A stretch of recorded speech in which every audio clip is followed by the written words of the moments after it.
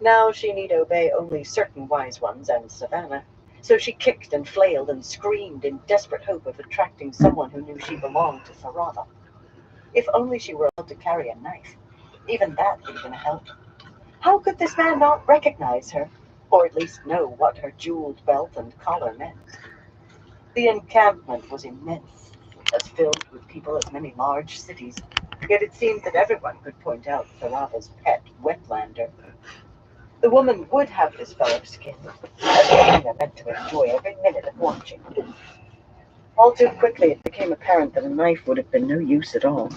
Despite her struggles, the brute handled her easily, pulling her cowl down over her head, blinding her, then stuffing as much of it as he could into her mouth before binding it there. Then he flipped her face down and bound her wrists and ankles tightly, as easily as if she had been a child. She still thrashed, but it was wasted effort. You wanted some guy shine that aren't a heel, Gaul. But a guy shine in silk and jewels and out riding? Amanda said, and Galena stiffened. That was no Aiel man. Those were the accents of Murandy. Sure, and that's none of your ways, is it? Shido. The word was spat out like a curse. Well, we still need to find a few more if he's to learn anything useful. Maybe more than a few. There are tens of thousands of folks in white down there, and she could be anywhere among them. I think maybe this one can tell Perene Barra what he needs to know, Phaedra Niald. If she had stiffened before, now she froze. Ice seemed to form in her stomach and in her heart. Perene Barra had sent these men? If he attacked the Shido trying to rescue his wife, he would be killed, destroying her leverage with Fail. The woman would not care what was revealed, with her man dead, and the others had no secrets they feared having known. In horror, Galena saw her hopes of obtaining the rod melting away. She had to stop him. But how? And why would be you thinking that, Gaul? She is Aes Sedai, and a friend of Savannah, it seems. Is she now? The Mirandian said in a thoughtful tone. Is she that? Strangely, neither man sounded the least uneasy over laying hands on an Aes Sedai, and the Aiel man apparently had done so fully aware of what she was. Even if he was a renegade Shido, he had to be ignorant of the fact that she could not channel without permission. Only Savannah and a handful of the wise ones knew that. This was all growing more confusing by the moment. Suddenly she was lifted into the air and laid on her belly. Across her own saddle, she realized, and the next moment she was bouncing on the hard leather, one of the men using a hand to keep her from falling as the mare began to trot. Let us go to where you can make us one of your holes, Phaedra Niald. Just the other side of the slope, Gaul. Why, I've been here so often I can make a gateway nearly anywhere at all. Do you Aiel run everywhere? A gateway? What was the man blathering about? Dismissing his nonsense, she considered her options and found none good. Bound like a lamb for market, gagged so she would not be heard 10 paces away if she shrieked her lungs out, her chances of escape were non-existent, unless some of the Shido's sentries intercepted her captors. But did she want them to? Unless she reached Avara, she had no way to stop him from ruining everything. On the other hand, how many days off did his camp lie? He could not be very near, or the Shido would have found him by now. She knew scouts had been making sweeps as far as 10 miles from the camp. However many days were required to reach him, it would take as many to return. Not merely minutes late, but days late. Tharava would not kill her for it, just make her wish she were dead. She could explain. A tale of being captured by brigands. No, just a pair. It was hard enough to believe 2 men had gotten this near the encampment, much less a band of brigands. Unable to channel, she had needed time to escape. She could make the tale convincing. It might persuade Tharava. If she said it was useless. The first time Tharava had punished her for being late, it had been because her cinch broke and she had had to walk back leading her horse. The woman had not accepted that excuse, and she would not accept being kidnapped either. Galena wanted to weep. In fact, she realized that she was weeping, hopeless tears she was helpless to stop. The horse halted, and before she could think, she convulsed wildly, trying to fling herself off the saddle, screaming as loudly as her gag permitted. They had to be trying to avoid sentries. Surely Tharava would understand if the sentries returned with her and her captors, even if she was late. Surely she could find a way to handle Fail, even with her husband dead. A hard hand smacked her rudely. "Be silent," the Aiel man said, and they began to trot again. Her tears began again, too, and the silk cowl covering her face grew damp. Tharava was going to make her howl. But even while she wept, she began to work on what she would say to Abara. At least she could salvage her chances of obtaining the rod. Tharava was going to... No, no! She needed to concentrate on what she could do. Images of the cruel-eyed wise one holding a switch or a strap or binding cords reared in her mind, but every time she forced them down while she went over every question Abara might ask, and what answers she would give him, on what she would say to make him leave his wife's safety in her hands. In none of her calculations had she expected to be lifted down and stood upright no more than an hour after being captured. "Unsaddle her horse, Noran, and picket it with the others," the Mirandian said. "Right away, Master Niall," came a reply, in a Kyrianan accent. The bonds around her ankles fell away. A knife blade slid between her wrists, severing those cords, and then whatever held her gag in place was untied. She spat out silk sodden with her own saliva and jerked the cowl back. A short man in a dark coat was leading Swift away through a straggle of large, patched brown tents and small, crude huts that seemed made from tree branches, including pine boughs with brown needles. How long for pine to turn brown?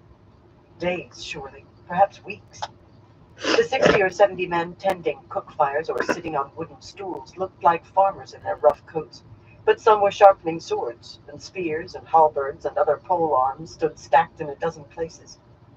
Through the gaps between the tents and huts, she could see more men moving about to either side, a number of them in helmets and breastplates, mounted and carrying long, streamered lances. Soldiers, riding out on patrol. How many more lay beyond her sight? No matter. What was in front of her eyes was impossible. The Shido had sentries farther from their camp than this. She was certain they did. "If the face wasn't enough," Niall murmured, "that cool, calculating study would convince me, like she's examining worms under a rock she's turned over." A weedy fellow in a black coat, he knuckled his waxed mustaches in an amused way, careful not to spoil the points. He wore a sword, but he certainly had no look of soldier or armsman about him. "Well, come along then, Aes Sedai," he said, clasping her upper arm. "Lord Perrin will be wanting to ask you some questions." She jerked free, and he calmly took a firmer grip. "None of that now." The huge Aiel man, Gaul, took her other arm, and she could go with them or be dragged. She walked with her head high, pretending they were merely an escort, but anyone who saw how they held her arms would know differently. Staring straight ahead, she was still aware of armed farm boys. Most were young, staring at her. Not gaping in astonishment, just watching, considering. How could they be so high-handed with an Aes Sedai? Some of the wise ones who were unaware of the oath holding her had begun expressing doubt that she was Aes Sedai because she obeyed so readily and truckled so for Tharava. But these two knew what she was, and did not care. She suspected those farmers knew too, and yet none displayed any surprise at how she was being treated. It made the back of her neck prickle. As they approached a large red and white striped tent with the door flaps tied back, she overheard voices from inside. "Said he was ready to come right now," a man was saying. "I can't afford to feed one more mouth when I don't know for how long," another man replied. "Blood and ashes. How long does it take to arrange a meeting with these people?" Gaul had to duck into the tent, but Galena strode in as though entering her own rooms in the tower. A prisoner she might be, yet she was Aes Sedai, and that simple fact was a powerful tool and weapon. Who was he trying to arrange a meeting with? Not Savannah, surely. Let it be anyone but Savannah. In stark contrast to the ramshackle camp outside, there was a good flowered carpet for a floor here. and 2 silk hangings embroidered with flowers and birds in a Carianan fashion hung from the roof poles. She focused on a tall, broad-shouldered man in his shirt sleeves with his back to her, leaning on his fists against a slender-legged table that was decorated with lines of gilding and covered with maps and sheets of paper. She had only glimpsed Abara at a distance in Carrion, yet she was sure this was the farm boy from Randall Thor's home village, in spite of the silk shirt and well-polished boots. Even the turn-downs were polished. If nothing else, everyone in the tent seemed to be looking to him. As she walked into the tent, a tall woman in high-necked green silk with small touches of lace at her throat and wrists, black hair falling in waves to her shoulders, laid a hand on Abara's arm in a familiar manner. Galena recognized her. "She seems cautious, Perrin," Verlaine said. "Wary of a trap, in my estimation, Lord Perrin," put in a graying, hard-bitten man in an ornate breastplate worn over a scarlet coat. A Gildanan, Galena thought. At least he and Verlaine explained the presence of soldiers, if not how they could be where they could not possibly be. Galena was very glad she had not encountered the woman in Cairn. That would have made matters now more than merely awkward. She wished her hands were free to wipe the residue of tears from her face, but the 2 men held onto her arms firmly. There was nothing to be done about it. She was Aes Sedai. That was all that mattered. That was all she would allow to matter. She opened her mouth to take command of the situation.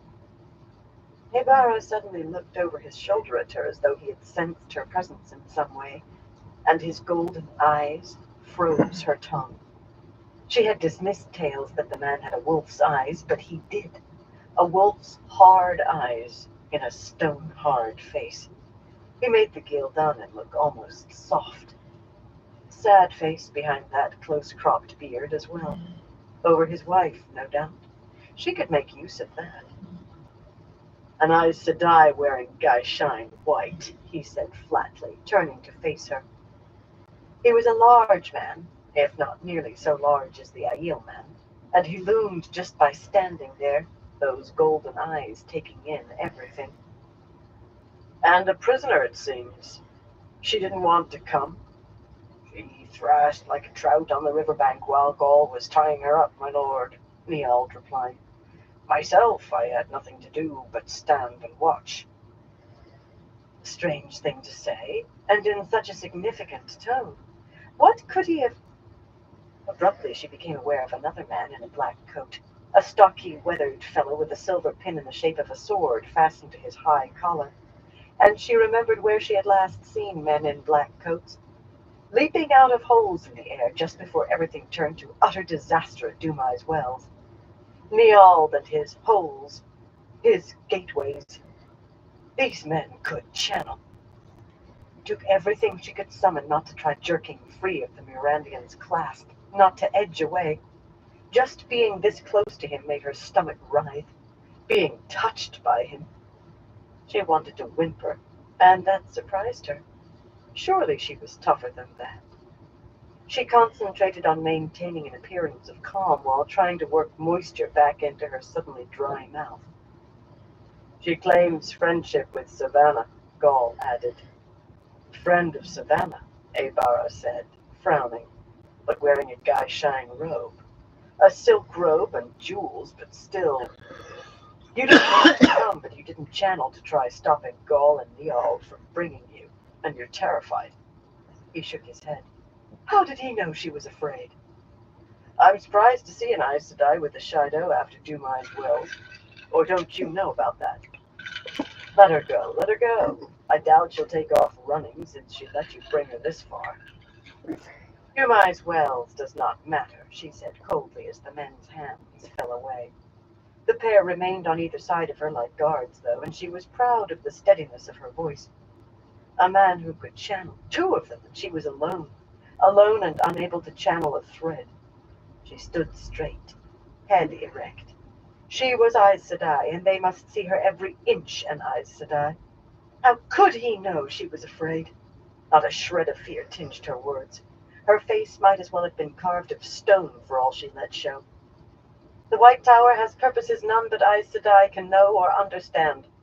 I am about White Tower business, and you are interfering. An unwise choice for any man. The Gildanan nodded ruefully, as though he had learned that lesson personally. Aybara merely looked at her, expressionless. Hearing your name was the only reason I didn't do something drastic to these two, she continued. If the Mirandian or the Aielman brought up how long that had taken, she was ready to claim that she had been stunned at first, but they held silent, and she spoke quickly and forcefully. Your wife Fail is my protection, as well as Queen Aleandra, and when my business with Savannah is done, I will take them to safety with me and help them reach wherever they wish to go. In the meanwhile, however, your presence here endangers my business, White Tower business, which I cannot allow. It also endangers you and your wife and Aleandra. There are tens of thousands of Aiel in that camp, many tens of thousands. If they descend on you, and their scouts will find you soon if they haven't already, they will wipe all of you from the face of the earth. They may harm your wife and Aleandra for it as well. I may not be able to stop Savannah. She is a harsh woman, and many of her wise ones can channel, nearly 400 of them, all willing to use the power to do violence, while I am one Aes Sedai and constrained by my oaths. If you wish to protect your wife and the Queen, turn away from their camp and ride as hard as you can. They may not attack you if you are obviously retreating. That is the only hope you or your wife have. There. If only a few of the seeds she had planted took root, they should be enough to turn him back. If Aleandra is in danger, Lord Perrin, the Gildanan began, but Aybara stopped him with a raised hand. That was all it took. The soldier's jaw tightened till she thought she might hear it creak, yet he remained silent. You've seen Fail? The young man said, excitement touching his voice. She's well? She hasn't been harmed? The fool seemed not to have heard a word she said, beyond mention of his wife. And under my protection, Lord Perrin. If this jumped-up country boy wanted to call himself a lord, she would tolerate it for the moment. She and Aleandra both. The soldier glowered at Aybara, but he did not take the opportunity to speak. You must listen to me. The Shido will kill you. Come here and look at this, Aybara broke in, turning to the table and drawing a large page toward him. You must forgive his lack of manners, Aes Sedai, Verlaine murmured, handing her a worked silver cup of dark wine. He is under considerable strain, as you might understand in the circumstances. I haven't introduced myself. I am Verlaine, the first of Mayenne. I know. You may call me Elise. The other woman smiled as though she knew that was a false name, yet accepting it. The first of Mayenne was far from unsophisticated. A pity she had to deal with the boy instead. Sophisticated people who thought they could dance with Aes Sedai were easily led. Country folk could prove stubborn out of ignorance. But the fellow should know something of Aes Sedai by now. Perhaps ignoring him would give him reason to think on who and what she was. The wine tasted like flowers on her tongue. This is very good, she said with genuine gratitude. She had not tasted decent wine for weeks. Barava would not permit her a pleasure the wise one denied herself. If the woman learned that she had found several barrels in Malden, she would not even have mediocre wine, and surely would be beaten as well. There are other sisters in the camp, Aes Sedai. Masuri Sokawa and Siana Trigon, and my own advisor, Anura Larison. Would you like to speak to them after you finish with Perrin? With feigned casualness, Galena drew up her cowl till her face was shadowed and took another swallow of wine for time to think. Anora's presence was understandable, given Verlaine's, but what were the other two doing there? They had been among those who fled the tower after Swan was deposed and Elida raised. True, none of them would know of her involvement in kidnapping the Althor boy for Elida, but still... I think not, she murmured. Their business is theirs and mine is mine. She would have given a great deal to know their business, but not at the cost of being recognized. Any friend of the Dragon Reborn might have notions about a red. Help me convince Aybara, Verlaine. Your winged guards are no match for what the Shido will send against them. Whatever Gildanan you have with you won't make a difference. An army will make no difference. The Shido are too many, and they have hundreds of wise ones ready to use the one power as a weapon. I have seen them do it. You may die too, and even if you are captured, I can't promise I can make Savannah release you when I leave. Verlaine laughed as though thousands of Shido and hundreds of wise ones who could channel were of no account. Oh, have no fear, they will find us. Their camp lies a good 3-day ride from here, perhaps 4. The terrain turns rough not far from where we are. 3 days, perhaps 4. Helena shivered. She should have put it together before this. 3 or 4 days of ground covered in less than an hour, through a hole in the air created with the male half of the power. She had been near enough for Saidin to touch her. She kept her voice steady then. Even so, you must help me convince him not to attack. It would be disastrous for him, for his wife, for everyone involved.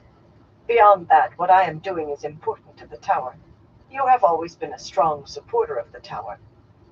Flattery for the ruler of a single city and a few hides of land, but flattery oiled the insignificant as well as it did the mighty.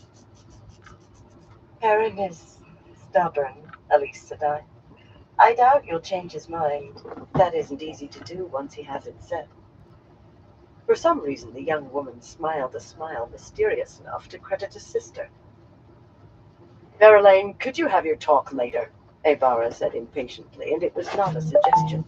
He tapped the sheet of paper with a thick finger. Elise, would you look at this? That was not a suggestion either. Where did the man think he was? Ordering an Aes Sedai. Still, moving to the table took her a little way from Neal.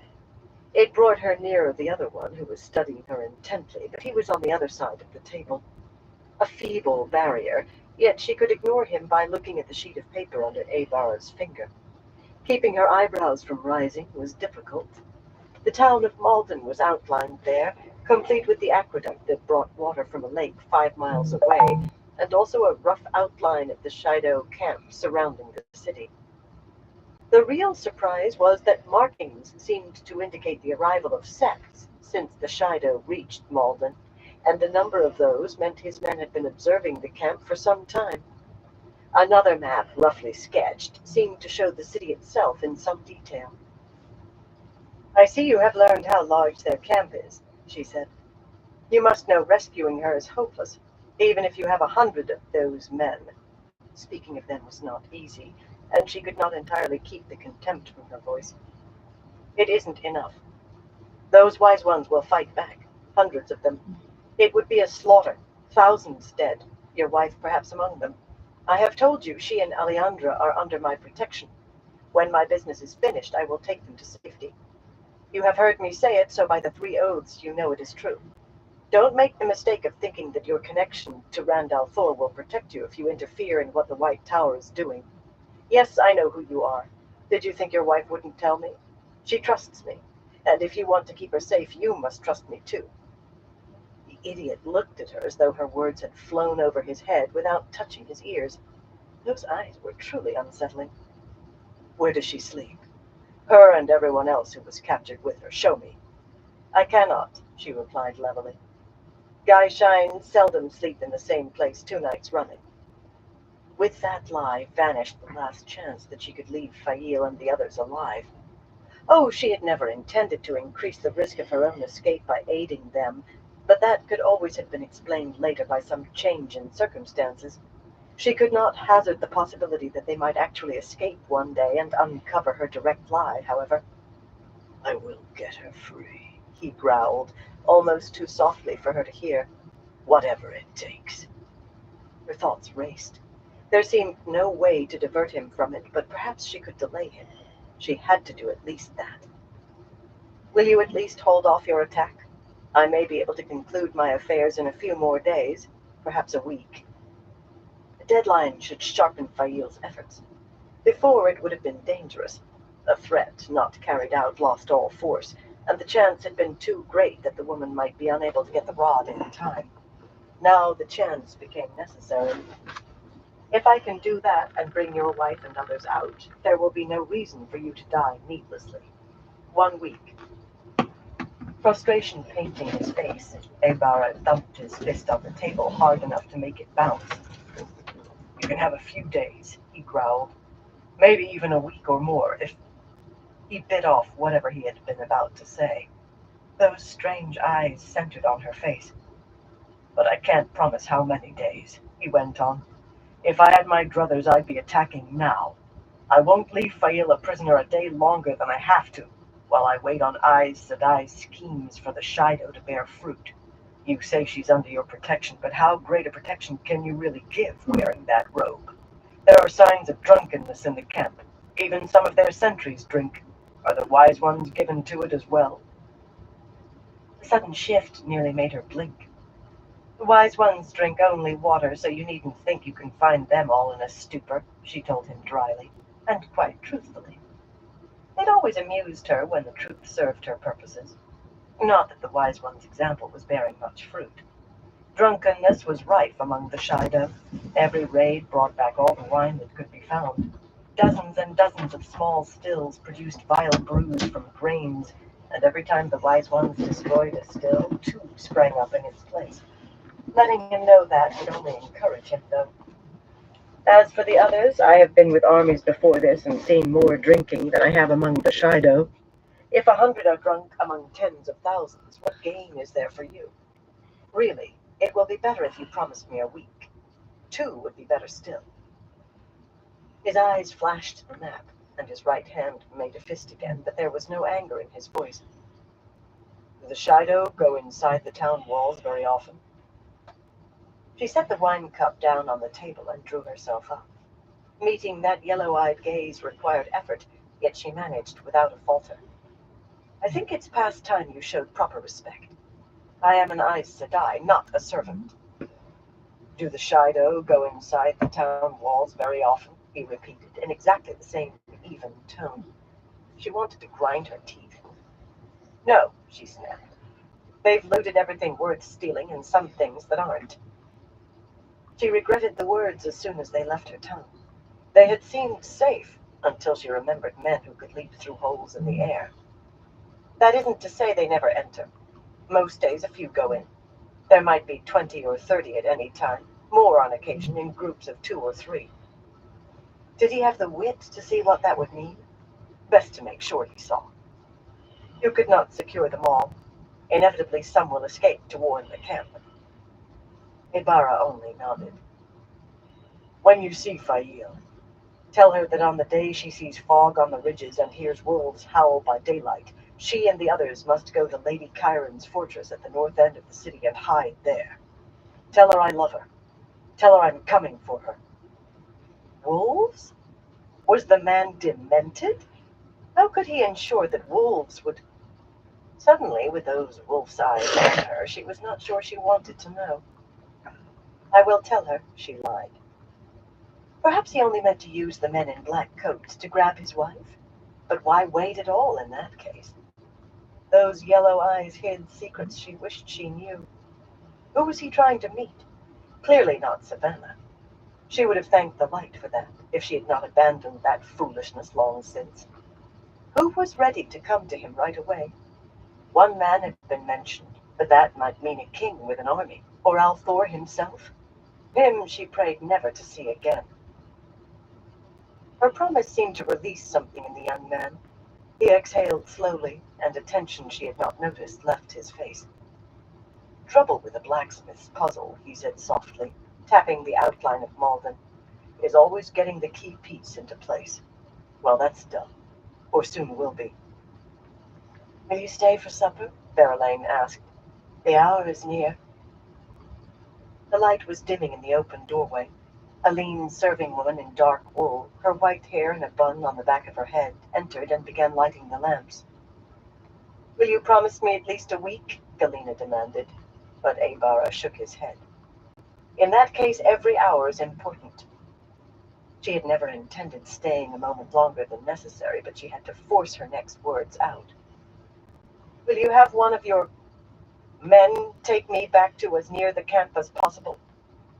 Do it, Niall, Ibarra commanded, and at least try to be polite. He said that. She drew a deep breath and pushed her cowl back. I want you to hit me. Here, she touched her cheek. Hard enough to bruise. Finally, she had said something that got through to the man. Those yellow eyes widened, and he tucked his thumbs behind his belt as though securing his hands. "I will not," he said, sounding as though she were insane. The Gildanen's mouth hung open, and the serving woman was staring at her, the burning taper in her hand hanging dangerously near her skirts. "I require it," Galena said firmly. She would need every scrap of verisimilitude she could find with Tharava. "Do it." "I don't believe he will," Verlaine said, gliding forward with her skirts gathered. "He has very country ways. Permit me?" Galena nodded impatiently. There was nothing for it, though the woman likely would not leave a very convincing. Her vision went dark, and when she could see again, she was swaying slightly. She could taste blood. Her hand went to her cheek, and she winced. "You harmed?" Verlaine inquired anxiously. "No," Galena mumbled, fighting to keep her face smooth. Had she been able to channel, she would have torn the woman's head off. Of course, if she could have channeled, none of this would be necessary. "Now the other cheek, and have someone fetch my horse." She rode into the forest with the Murandian, to a place where several of the huge trees lay toppled and oddly slashed, sure it would be difficult for her to use his hole in the air. But when the man produced a vertical silver-blue slash that widened into a view of steeply climbing land, she did not think of tainted sardine at all as she heeled swift through the opening. Never a thought except of Tharava. She almost howled when she realized she was on the opposite side of the ridge from the encampment. Frantically, she raced the sinking sun, and lost.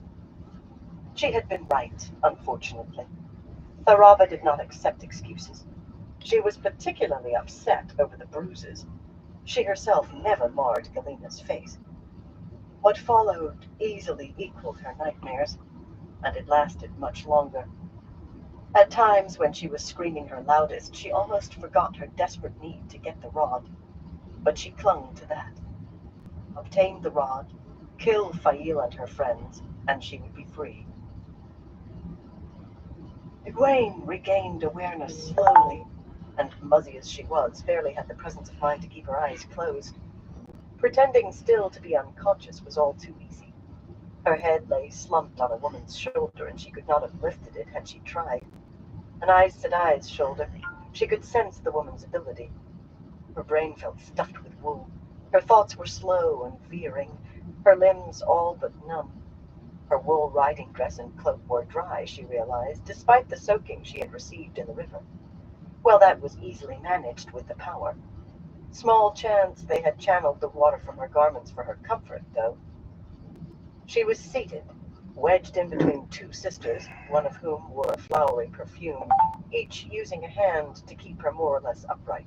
They were in a coach, by the way they all swayed, and the clatter of the trotting team's horseshoes on paving stones. Carefully, she opened her eyes to narrow slits.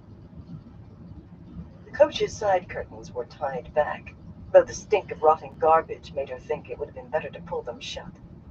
Garbage? Rotting? How could Tar Valon have come to that?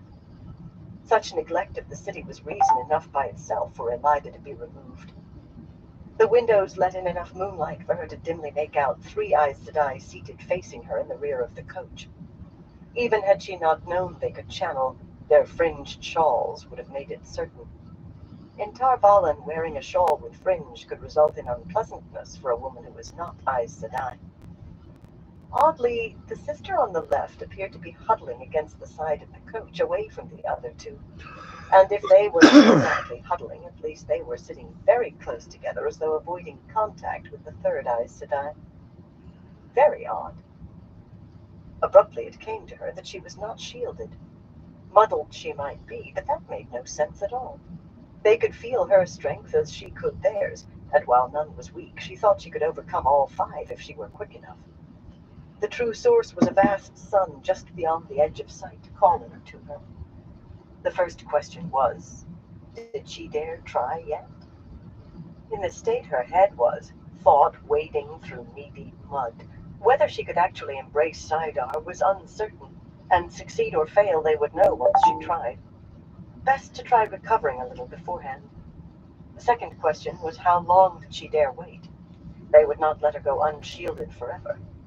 Experimentally, she tried wiggling her toes inside her stout leather shoes, and was delighted when they moved obediently. Life seemed to be returning slowly to her arms and legs.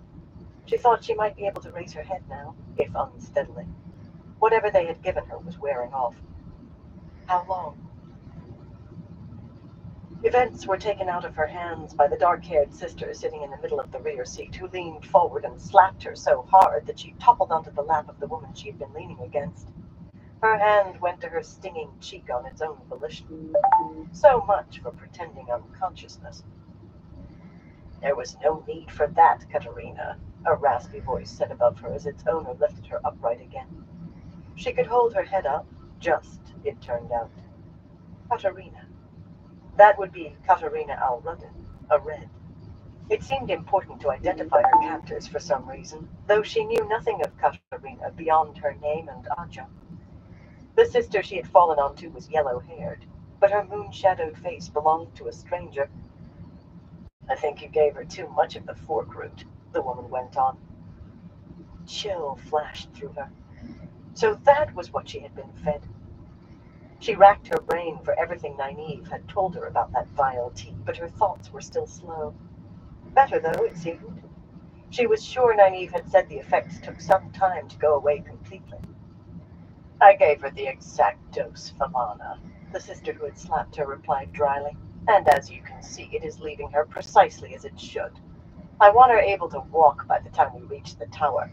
I certainly don't intend to help carry her again," she finished, with a glare for the sister seated to Egwene's left, who shook her head, beaded braids clicking faintly. That was Pratala Nirvaijan, a yellow who had done her best to avoid teaching novices or accepted, and made little secret of her dislike for the task when forced to it. "To have my Harel carry her, it would have been improper, yes?" she said coldly. In fact, icily. "Myself, I will be glad if she can walk, but if not, so be it. In any case, I look forward to handing her over to others. If you do not want to carry her again, Katerina, I do not want to stand guard over her half the night in the cells." Katerina gave a dismissive toss of her head. The cells. Of course, she was bound for one of those small, dark rooms on the first level of the tower's basement. Elida would charge her with falsely claiming to be the Amerlin seat. The penalty for that was death. Strangely, that brought no fear. Perhaps it was the herb working on her. Would Ramonda or Lelaine give way, agreeing to be raised Amerlin after she was dead? Or would they continue to struggle with one another until the entire rebellion faltered and failed, and the sisters straggled back to Elida? A sad thought, that. Bone-deep sad. But if she could feel sorrow, the fork root was not quenching her emotions. So why was she not afraid? She thumbed her great serpent ring. At least she tried to, and discovered it gone. Anger flared, white hot. They might kill her, but they would not deny she was Aes Sedai. "Who betrayed me?" she asked, pleased that her tone was even and cool. "It can't hurt to tell me, since I'm your prisoner." The sisters stared at her as though surprised she had a voice. Katerina leaned forward, casually raising her hand. The Red's eyes tightened when pale-haired Falana lunged to catch the slap before it could land on Egwene. "She will no doubt be executed," the raspy-voiced woman said firmly. "But she is an initiate of the tower, and Prince has the right to beat her." "Take your hand off me, Brown," Katerina snarled, and shockingly the light of Saidar enveloped her. In an instant, the glow surrounded every woman on the coach except Egwene. They eyed one another like strange cats on the brink of hissing, on the brink of lashing out with claws. No, not everyone. Katerina and the taller sister, seated against her flank, never glanced at one another. They had glares aplenty to the right. What under the light was going on? The mutual hostility was so thick in the air she could not Falana released her back, yet no Egwene suddenly suspected that no one was willing at first. Their faces were all serene in the pale moonlight, but the Brown's hands were knotted in her shawl, and the sister leaning away from Katerina was smoothing her skirts repeatedly. "About time for this, I think," Katerina said, weaving a shield. "We wouldn't want you to try anything futile." Her smile was vicious. Egwene merely sighed as the weave fell on her. She doubted the side are yet in any case, and against 5 already full of the power, success would have lasted moments at most. Her mild reaction appeared to disappoint the Red. "This may be your last night in the world," she went on. "It wouldn't surprise me in the slightest if Elida had you stilled and beheaded tomorrow." "Or even tonight," her lanky companion added, nodding. "I think Elida may be that eager to see the end of you." Unlike Katerina, she was merely stating a fact, but she was surely another Red, and watching the other sisters, as though she suspected one of them might try something. This was very strange. Egwene held on to her composure, denying them the response they wanted. The response Katerina wanted, at least. She was determined to maintain her dignity right to the headsman's block. Whether or not she had managed to do well as Amerlin, she would die in a manner fitting for the Amerlin seat. The woman huddling away from the 2 Reds spoke, and her voice, full of Arafel, allowed Egwene to put a name to the hard, narrow, dimly seen by moonlight. Berisha Tarakuni, a grey with a reputation for the strictest and often harshest interpretation of the law. Always to the letter, of course, but never with any sense of mercy. "Not tonight or tomorrow, Barasi. Not unless Elida is willing to summon the sitters in the middle of the night, and they're willing to answer. This requires a high court, no thing of minutes or even hours, and the hall seems less eager to please Elida than she might wish. Small wonder. The girl will be tried, but the hall will sit in the matter when they choose, I think." "The hall will come when Elida calls, or she'll hand them all penances that will make them wish they had," Katerina sneered. "The way Jala and Merrim galloped off when we saw who we caught, she knows by now, and I'll wager that for this one Elida will drag sitters from their beds with her own hands if she must." Her voice grew smug and cutting at the same time. "Perhaps she will name you to the chair of pardon. Would you enjoy that?" Berisha drew herself up indignantly, shifting her shawl on her arms. In some instances, the chair of pardon faced the same penalty as the one she defended. Perhaps this charge required it. Despite Swan's best efforts to complete her education, Egwene did not know.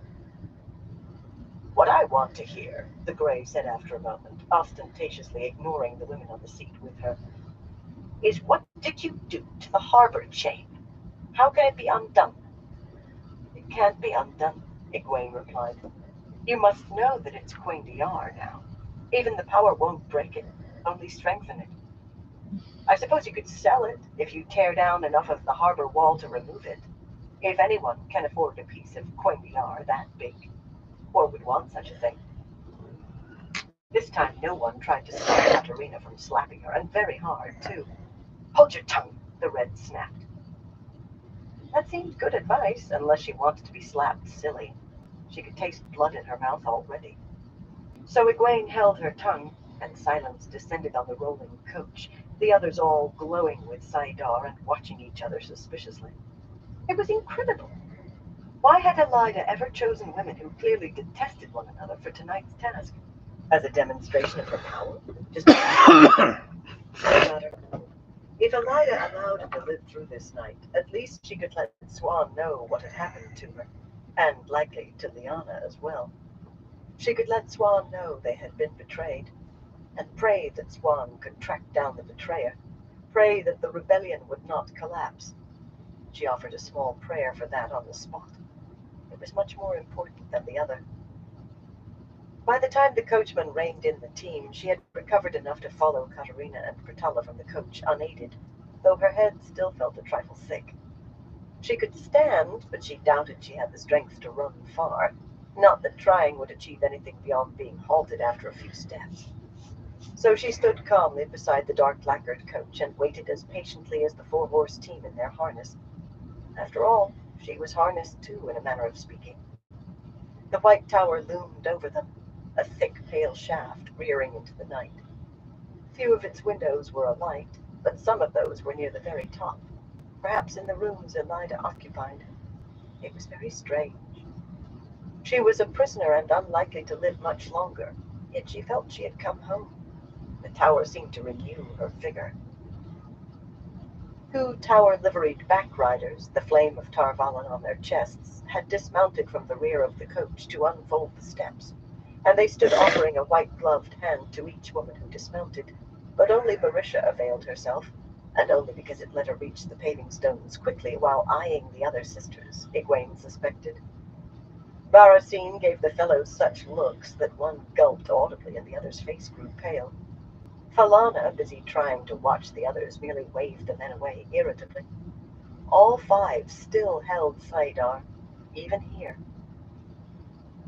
They were at the main rear entrance, stone-railed marble stairs descending from the second level beneath four massive bronze lanterns that cast a wide pool of flickering light.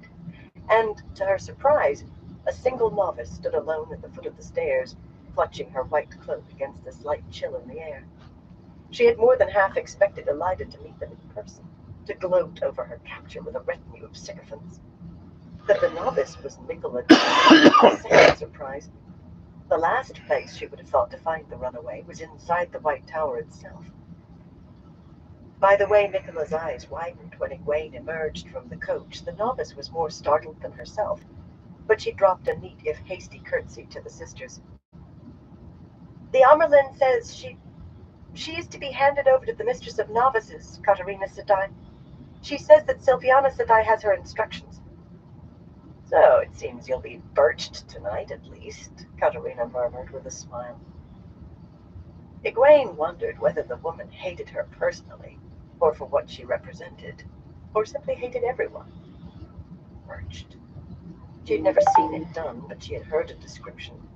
It sounded extremely painful. She met Katarina's gaze levelly, and after a moment the smile faded. The woman looked about to strike her again. The Aiel had a way of dealing with pain. They embraced it, gave themselves over to it without fighting or even trying to hold back screams. Perhaps that would help.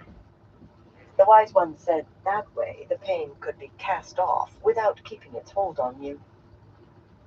If Elida means to drag this out unnecessarily, I'll have no more part in it tonight, Falana announced, frowning at everyone in sight, including Nicola. If the girl is to be stilled and executed, that should be sufficient. Gathering her skirts, the yellow-haired sister darted past Nicola up the stairs, actually running. The glow of Saidar still surrounded her as she vanished inside. I agree, Pritella said coolly. Carol, I think I'll walk with you while you stable Froglands. Dark, stocky man who had come out of the darkness leading a tall bay bowed to her. Stone-faced, he wore a warder's chameleon cloak that made most of him seem not to be there when he stood still, and rippled with colors when he moved. Silently he followed Pritella off into the night, but watching over his shoulder, guarding Pritella's back. The light remained around her, too. There was something here that Egwene was missing. Suddenly Nicola spread her skirts in another curtsy, deeper this time, and words burst out of her in a rush. I'm sorry I ran away, Mother. I thought they'd let me go faster here. Irena and I thought... Don't call her that, Katarina barked, and a switch of air caught the novice across the bottom hard enough to make her squeal and jump. If you're attending the Amerlin seat tonight, child, get back to her and tell her I said her orders will be carried out. Now run! With one last frantic glance at Egwene, Nicola gathered her cloak and her skirts and went scrambling up the stairs so fast that twice she stumbled and nearly fell. Poor Nicola. Her hopes had surely been disappointed, and if the tower discovered her age... She must have lied about that to be taken in. Lying was one of her several bad habits. Egwene dismissed the girl from her mind. Nicola was no longer her concern. There was no need to frighten the child out of her wits, Berisha said, surprisingly. Novices need to be guided, not bludgeoned. A far cry from her views on the law. Katarina and Barasine rounded on the gray together, staring at her intently. Only two cats now, but rather than another cat, they saw a mouse. Do you mean to come with us to Silviana alone? Katerina asked, with a decidedly unpleasant smile twisting her lips. Aren't you afraid, Varus? A touch of mockery in her voice. For some reason, she swung one arm a little so the long fringe of her shawl swayed. Just the one of you? And two of us? The two backriders stood like statues, like men who desired heartily to be anywhere else and hoped to remain unnoticed, if sufficiently still. Barisha was no taller than Egwene, but she drew herself up and clutched her shawl around her. Threats are specifically prohibited by Tower. Did Barasine threaten you? Katerina cut in softly. Softly, yet with sharp steel wrapped in it. She just asked whether you are afraid. Should you be? Barisha licked her lips uneasily. Her face was bloodless, and her eyes grew wider and wider as though she saw things she had no wish to see. I think I will take a walk in the grounds, she said at last in a strangled voice, and sidled away without ever taking her eyes from the two reds. Katerina gave a small, satisfied laugh. This was absolute madness. Even sisters who hated one another to the toenails did not behave in this fashion. No woman who gave in to fear as easily as Barisha had could ever have become Aes Sedai in the first place. Something was wrong in the tower. Very wrong. Bring her, Katerina said, starting up the stairs. At last, releasing Saidar, Barasine gripped Egwene's arm tightly and followed. There was no choice save to gather her divided skirts and go along without a struggle. Yet her spirits were oddly buoyant. Entering the tower truly did feel like returning home. The white walls with tapestries, the brightly colored floor tiles, seemed as familiar as her mother's kitchen. More so, in a way. It had been far longer since she saw her mother's kitchen than these hallways. She took in the strength of home with every breath. But there was strangeness, too. The stand lamps were all alight. The hour could not be all that late. Yet she saw no one. There were always a few sisters gliding along the corridors, even in the dead of night. She remembered that vividly, catching sight of some sister while running on an errand in the small hours, and despairing that she would ever be so graceful, so queenly. Aes Sedai kept their own hours, and some Browns hardly liked being awake during daylight at all. Night held fewer distractions from their studies, fewer interruptions to their reading, but there was no one. Neither Katerina nor Barasine made any comment as they walked along hallways lifeless except for the three of them. Apparently this silent emptiness was a matter of course now. As they reached pale stone stairs set in an alcove, another sister finally appeared, climbing from below. A plump woman in a red-slashed riding dress with a mouth that looked ready to smile, she wore her shawl, edged with long red silk fringe, draped along her arms. Katerina and the others might well have worn theirs to mark them out clearly at the docks. No one in Tar Valon would bother a woman wearing a fringed shawl, and most kept clear if they could, particularly men. But why here? The newcomer's thick black eyebrows raised over bright blue eyes at the sight of Egwene, and she planted her fists on ample chest, letting her shawl fall to her elbows. Egwene did not think she had ever seen the woman before, but apparently the reverse was not true. Why, that's the Alvear girl. They sent her to South Harbor? Elida will give you a pretty for this night's work. Yes, she will. But look at her. Look at how she stands so. You'd think the pair of you were an honor guard for escort. I'd have thought she'd be weeping and wailing for mercy. I believe the herb is still dulling her senses, Katerina muttered with a sidelong scowl for Egwene. She doesn't seem to realize her situation. Barasine, still holding Egwene's arm, gave her a vigorous shake. But after a small stagger, she managed to catch her balance and kept her face smooth, ignoring the taller woman's glares. In shock, the plump red said, nodding. She did not sound exactly sympathetic, but after Katerina she was near enough. I've seen that before. How did matters go at North Harbor, Miller? Barasine asked. Not so well for you, it seems. with everyone else squealing to themselves like shoats caught under a fence over there being two of us. I was afraid we'd scare off who we were trying to catch.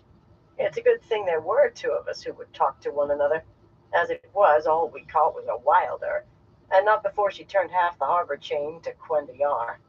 We ended up near killing the coach horses by galloping back like we caught your prize.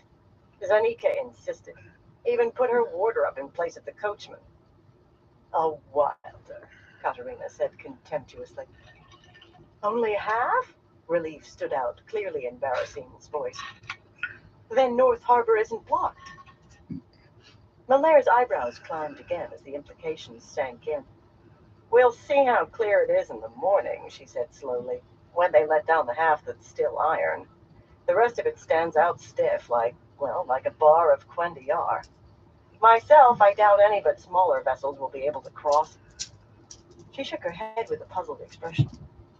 There was something strange, though. More than strange. We couldn't find the wilder at first.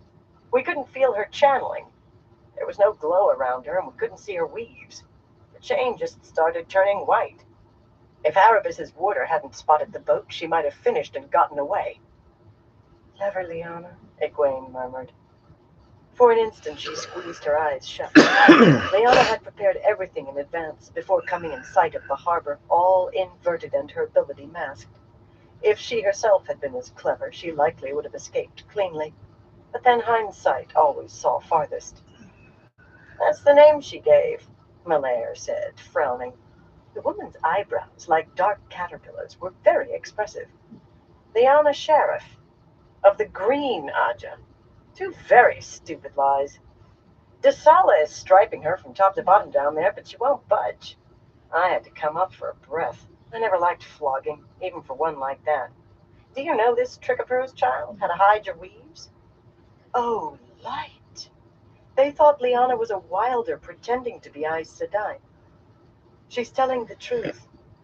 Stilling caused her the ageless look and made her appear younger. She was healed by Nynaeve Almira, and since she was no longer of the blue, she chose a new Aja. Ask her questions only Liana Sheriff could know the answers. Speech ended for her as a ball of air filled her mouth, forcing her jaws wide till they creaked. We don't have to listen to this nonsense, Katerina growled. Malaire stared into Egwene's eyes, though. It sounds senseless, to be sure, she said after a moment. But I suppose it wouldn't hurt to ask a few questions besides, what is your name? At worst, it'll cut the tedium of the woman's answers. Should we take her down to the cells, Katerina? I don't dare leave Desala alone with the other one for long. She despises wilders, and she purely hates women who claim to be Aes Sedai. She's not going to the cells yet, Katerina replied. Elida wants her taken to Silviana. Well, as long as I learn that trick from this child or the other one. Hitching her shawl up onto her shoulders, Malaire took a deep breath and headed back down the stairs, a woman with labor ahead of her she was not looking forward to. She gave Egwene hope for Liana, though. Liana was the other one now, no longer the wilder. Katerina set off down the corridor, walking quickly and in silence, but Barasine pushed Egwene ahead of her after the other read, muttering half under her breath about how ridiculous it was to think that a sister could learn anything from a wilder or from a jumped-up accepted who told outlandish lies. Maintaining some shreds of dignity was difficult, to say the least, while being shoved down a hallway by a long-legged woman, with your mouth gaping open as wide as it would go and drool leaking down your chin, but she managed as best she could. In truth, she hardly thought about it. Malaire had given her too much to think of. Malaire added to the sisters in the coach. It could hardly mean what it seemed to, but if it did. Soon the blue and white floor tiles became red and green, and they approached an unmarked wooden door between two tapestries of flowered trees and stout-beaked birds, so colorful they seemed unlikely to be real. Unmarked, but bright with polish, and blown to every initial. Katerina rapped on the door with what might almost have been a display of diffidence, and when a strong voice inside called, "Come," she drew a deep breath before pushing the door open. Did she have bad memories of entering here as novice or accepted? Or was it the woman who awaited them who made her hesitate? The study of the Mistress of Novices was exactly as Egwene recalled. A small, dark-paneled room with plain, sturdy furnishings. A narrow table by the doorway was lightly carved in a peculiar pattern, and bits of gilt clung to the carved frame of the mirror on one wall, but nothing else was decorated in any way. The stand lamps and the pair of lamps on the writing table were unadorned brass, though of 6 different patterns. The woman who held the office usually changed when New Amerlin was raised, yet Egwene was ready to wager that a woman who had come to this room as a novice 200 years ago would recognize nearly every stick, and perhaps everything. The current Mistress of Novices, in the tower at least, was on her feet when they entered, a stocky woman nearly as tall as Barasine, with a dark bun on the back of her head and a square, determined chin. There was an air of brooking no nonsense about Sylviana Graham. She was a red, and her charcoal-colored skirts had discreet red slashes, but her shawl lay draped across the back of the chair behind the writing table. Her large eyes were unsettling, however. They seemed to take in everything about Egwene in a glance, as though the woman not only knew every thought in her head, but also what she would think tomorrow. "Leave her with me. Wait outside," Sylviana said in a low, firm voice. "Leave her?" Katerina said incredulously. Which word? Hey, how you doing? Yeah, it has been a minute. Katerina. Need I repeat myself? Apparently she did not. Katerina How you been doing? no more. The glow of Sidar surrounded Sylviana, and she took over the shield smoothly, without giving any opening when Egwene might have embraced the power herself. She was certain that she could now, except that Sylviana was far from weak. There was no hope she could break the woman's shield. The gag of air disappeared at the same time, and she contented herself with taking a handkerchief from her belt pouch and calmly wiping her chin. The pouch had been searched. She always kept the handkerchief on top, not beneath everything else. But learning whether anything besides Hell yeah, had been taken that's good. At least you're doing all right. much use to a prisoner in any case. That's a good thing. Comb, a packet of needles, some small scissors. Worried about when people don't show up, What sort of dignity she could that they're not doing good or something happened to them. But that was the future. This was at least you're doing good. Sylviana studied her, arms folded beneath her breasts, until the door closed behind the other 2 Reds. "You aren't hysterical, at least," she said then. "That makes matters easier. But why aren't you hysterical?" "Would it do any good?" Egwene replied, returning the handkerchief to her pouch. "I can't see how." Sylviana strode to the writing table and stood reading from a sheet of paper there, occasionally glancing up.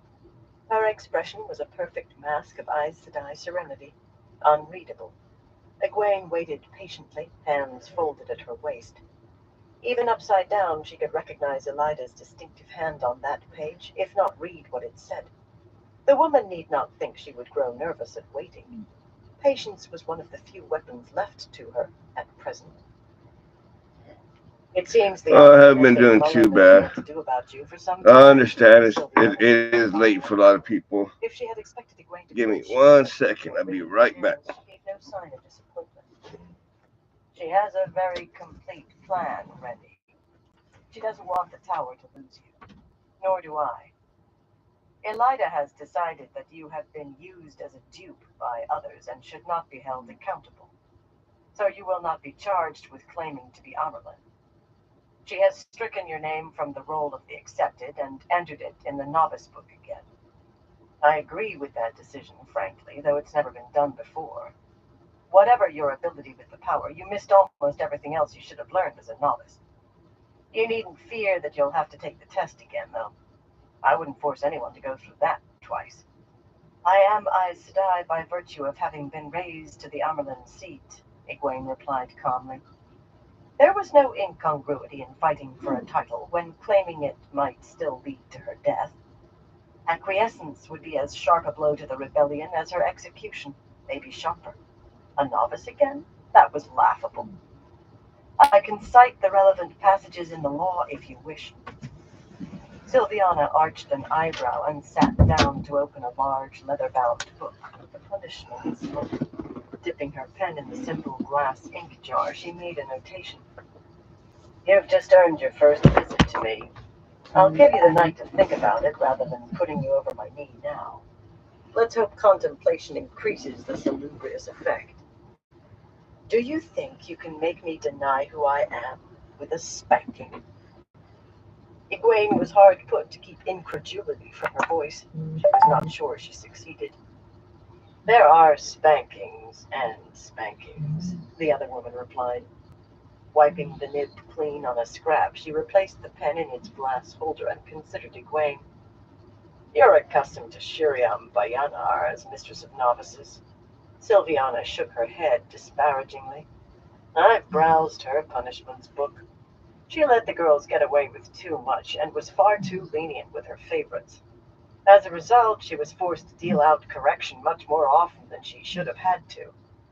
I record 1/3 of the punishments in a month that Shiriam did because I make sure that everyone I punish leaves here wishing above all things never to be sent to me again. Whatever you do, you'll never make me deny who I am. Yeah, the Dune series is a pretty good one. How can you possibly think one of the books I did was actually Dune. For my shielded all the while? These streams I do at night for the book and chill. I actually did Dune on one of them. You mean to resist as long as you can? I think I just did the first book. I will do what I must, and I will do what I must. During the day, you will not be shielded at all. But every hour, you will be given a mild tincture of forkroot. Sylviana's mouth twisted on the word. She picked up the sheet that contained Elida's notes as if to read, then let it drop back onto the tabletop, rubbing her fingertips as though something noxious clung to them. I cannot like this stuff. It seems aimed directly at Aes Sedai. Someone who cannot channel can drink 5 times the amount that makes his sister pass out and barely grow dizzy from it. A disgusting brew. Yet useful, it seems. Perhaps it can be used on those Ashaman. The tincture won't make you dizzy, but you won't be able to channel enough to cause any problems. Only trickles. Refuse to drink, and it will be poured down your throat anyway. You'll be closely watched as well, so you don't try to slip away afoot. At night you will be shielded, since giving you enough forkroot to make you sleep through the night would leave you doubled up with stomach cramps the next day. You are a novice, and you will be a novice. Many sisters still consider you a one-order swan song, and others doubtless will think Elida wrong to be beheaded. Watch for every infraction. You may sneer at a spanking now before you've received it, but when you're being sent to me for 5, 6, 7 every day, we'll see how long it takes you to change your mind. Egwene surprised herself by giving a small laugh, and Sylviana's eyebrows shot up. Her hand twitched as though to reach for her pen. Did I say something funny, child? Not at all, Egwene replied truthfully. It had occurred to her that she could deal with the pain by embracing it in the Aiel manner. She hoped it worked, but there went all hope for dignity, while she was being punished at least. For the rest, she could only do what she could. Sylviana glanced at her pen, but finally stood without touching it. Then I'm done for tonight. I will see you before breakfast, however. Come with me. She started for the door, confident that Egwene would follow, and Egwene did. Attacking the other woman physically would achieve no more than another entry in the book. Forkroot. Well, she would find a way around that somehow. If not, she refused to think about that. Katarina and Barasine were startled to say the least at hearing Elida's plans for Egwene, and not best pleased to learn that they would be watching her and shielding her while she slept. Although Sylviana told them she would arrange for other sisters to come after an hour or 2. Why both of us? Katarina wanted to know, which earned her a wry glance from Barasine. If only one were sent, it surely would not be Katarina, who stood higher. Firstly, because I said so.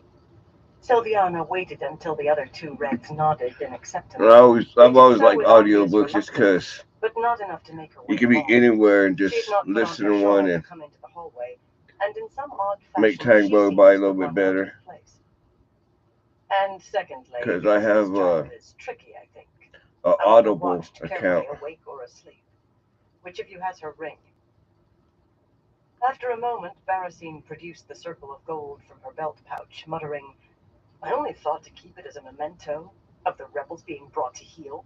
They're finished now, for sure. A memento? It was stealing, was what it was. Egwene reached for the ring, but Sylviana's Nice. hand got there first. That's not And bad it at was all into her there. pouch that the ring went. Radio shows are always I'll good keep too. this until you have the right to wear it again. Radio shows were the first TV. Now take her to the novices' quarters and settle her in. A room should have been prepared by now. Katarina resumed the shield, and Barasine reached for Egwene's arm again, but Egwene stretched out a hand towards Sylviana. Wait, there's something I must tell you. She had agonized over this. It would be all too easy to reveal far more than she wanted, but she had to do it. I have the talent of dreaming. I've learned to tell the true dreams, and to interpret some of them. I dreamt of a glass lamp that burned with a white flame. Oh, Two ravens nice. flew out of mist, struck the lamp, and flew on. Those are some good ones The there. lamp wobbled, flinging off droplets of flaming oil. Well, it'd be good to get a Some of radio those show burned of. up in midair. I know it's Others probably out lightly there to scattered be able to about, get and and the listen lamp to still and whatnot, wobbled on but the edge of falling. when they did It means the Shanshan will War of attack the the Worlds White Tower and do great harm. by H.G. Wells on the radio as a radio show. Katarina gave a derisive snort.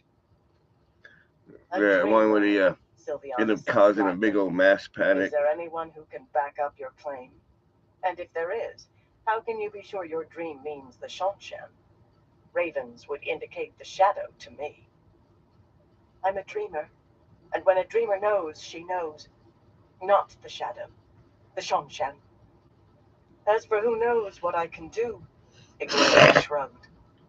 The only one you can reach is Lyanna Sheriff, who's being held in the cells below. She saw no way to bring the wise ones into this, not without revealing entirely too much. That woman is a wilder, not... Katarina began angrily, but her mouth snapped shut when Sylviana raised a peremptory. Right.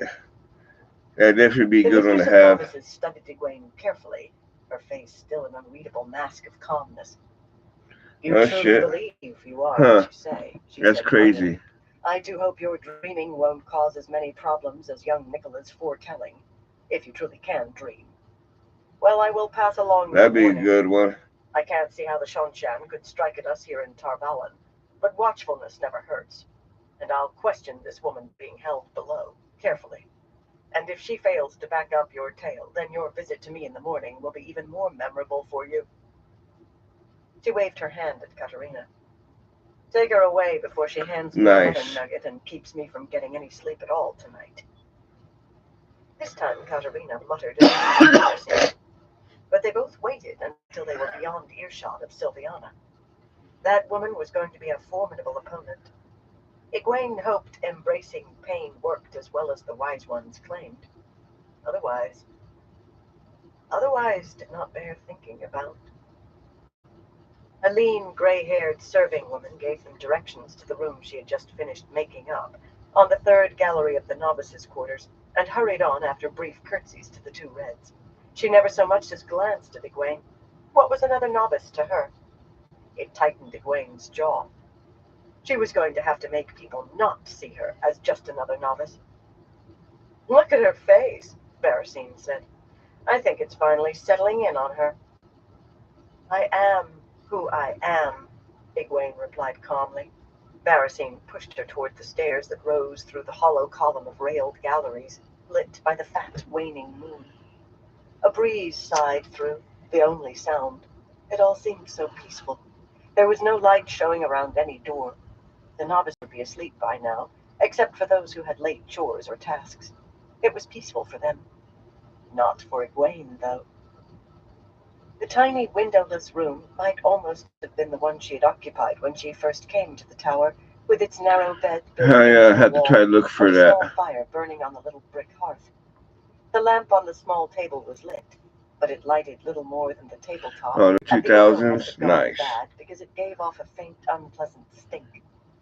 A washstand completed the furnishings, except for a three-legged stool, onto which Katarina promptly lowered herself, adjusting her skirts as though on a throne.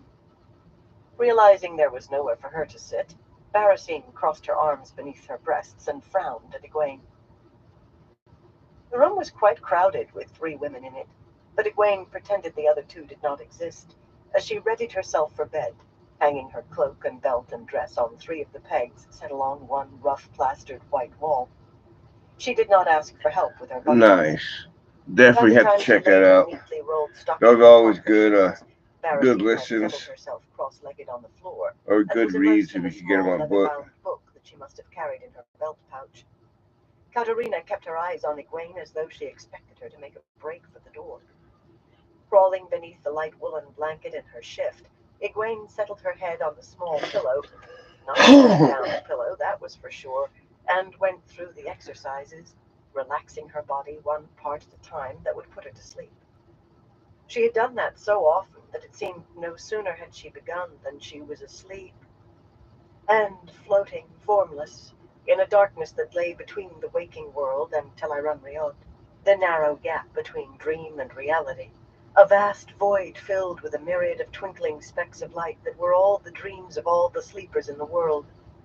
They floated around her in this place with no up or down, as far as the eye could see, flickering out as a dream ended, springing alight as one began. She could recognize some at sight, put a name to the dreamer, but she did not see the one she sought. It was to Swan she needed to speak. Swan, who likely knew by now that disaster had struck, who might be unable to sleep until exhaustion took her under. She settled herself to wait. There was no sense of time here. She would not grow bored with waiting, but she had to work out what to say. So much Oh, damn, that since sucks. she wakened. She had learned so much. Then she had been sure she would die soon. Sure the sisters inside the tower were a solid army. That always sucks when that happens. Now, Elida thought her safely imprisoned. No matter this talk of making her a novice again, even if Elida really believed it, Egwene Alvear did not. She did not consider herself a prisoner either. She was carrying the battle into the heart of the tower itself. If she had had lips there, she would have smiled. Chapter 1. When Last Sounds. The wheel of time turns, and ages come and pass, leaving memories that become legend. Legend fades to myth, and even myth is long forgotten when the age that gave it birth comes again. In one age, called the Third Age, by some an age yet to come, an age long past, a wind rose above the broken mountain named Dragon Mount. The wind was not the beginning. There are neither beginnings nor endings to the turning of the wheel of time. But it was a beginning. Nice. If you can get, it's called the Retron 5. At an altitude where men that will let you play your Nintendo, Super Nintendo, peak. The wind was a zephyr in the beginning. Pharmacon, like a Japanese version, Sega Genesis, and your Game Boy games. Alright, if you're into collecting Nintendo games, I got a couple to show you. They're actually my brother's most hated growers. Eastward out of the hills, the wind but I'll show you. Just give me 1 second. A considerable village of tents and wooden walkways lining streets of frozen ruts. Soon enough, the ruts would melt, and the last of the snow vanish, replaced by spring rains and mud, if the encampment remained that long. Despite the hour, many among the Aes Sedai were awake, gathered in small groups, warded against eavesdropping, discussing what had transpired this night. No few of those discussions were quite animated, little short of argument, and some held undeniable heat. Fists might have been shaken or worse, had they not belonged to Aes Sedai. What to do next was the question. Every sister knew the news from the riverbank by now, if the details remained sketchy. The Amerlin herself had gone in secret to seal South Harbor, and her boat had been found overturned and caught in the reeds.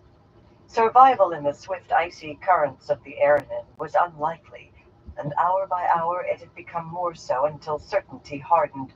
The Amerlin's seat was dead. Every sister in the camp knew that her future and perhaps her life hung by a thread, not to mention the future of the White Tower itself. What to do now? Yet voices fell silent, and heads came up as the fierce blast struck the camp, fluttering tent canvas like flags, pelting it with clods of snow.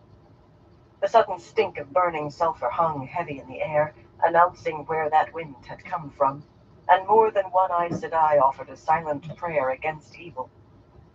In moments, though, the wind had passed, and the sisters bent back to their deliberations on a future bleak enough to fit the sharp, fading stench left behind.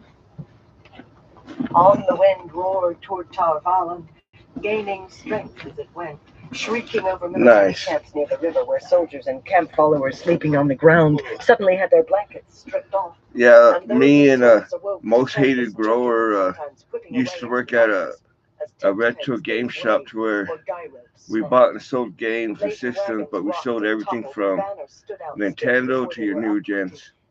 But this is some of the games that we were able to get hold of. Leaning against the gale, men struggled to the horse lines to calm animals. Super Mario All-Stars. None knew what the Aes Sedai knew.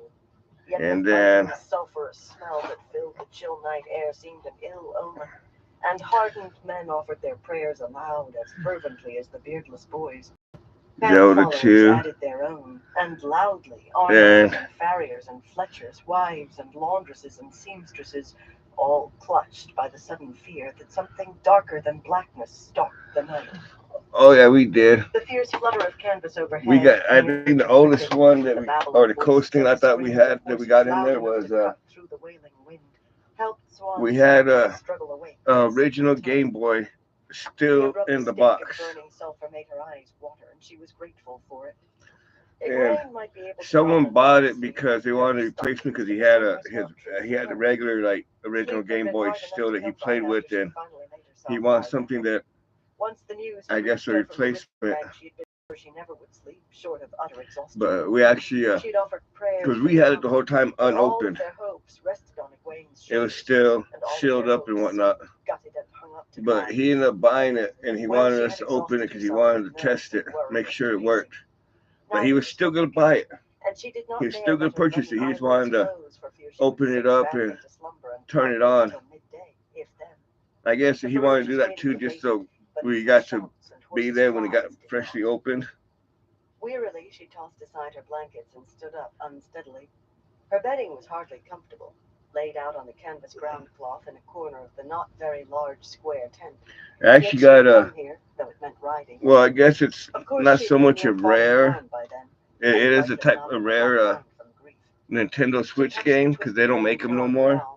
It was only made for a limited time, then they stopped making them.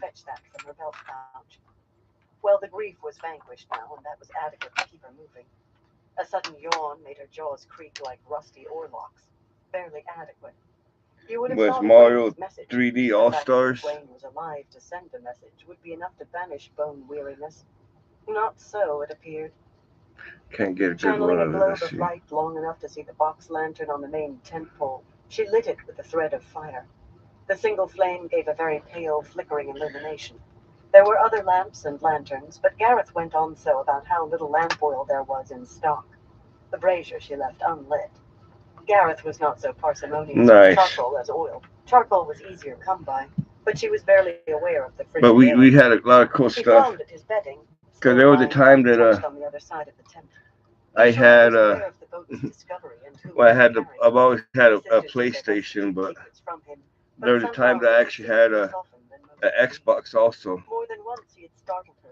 So I had an Xbox, a PlayStation. This from there because we get cool special edition ones in, then I tend to get them. I had a couple special edition Xbox 360s. I had the special edition with the controller, the Gears of War Xbox 360. Then I also had the blue Xbox 360. And then I had original green, like the clear green Xbox. She refused to think of that. Putting Gareth Nice. out of her mind, why had she I remember Atari. That's what I.